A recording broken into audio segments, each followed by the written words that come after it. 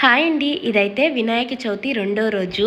పిల్లలందరూ అయితే గేమ్స్ అయితే ఆడుతున్నారు. పిల్లలకే కాదు ఆడవాళ్ళకి కూడా అంట.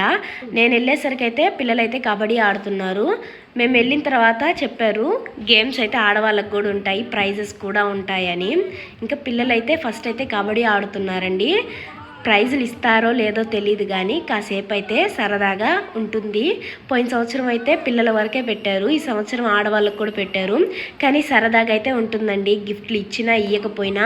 మామూలుగా అయితే ఆడమంటే ఆడరు. అలాగే ప్రైజులు అన్నారనుకో, ఆడడానికైనా కొంచెం ఎంకరేజ్మెంట్గా ఉంటుందన్నట్టు వాళ్ళైతే అలా చెప్పారు. ఇస్తే తీసుకుంటారు, లేకపోతే లేదు. కానీ హ్యాపీనెస్ అయితే బాగుంటుంది కదా.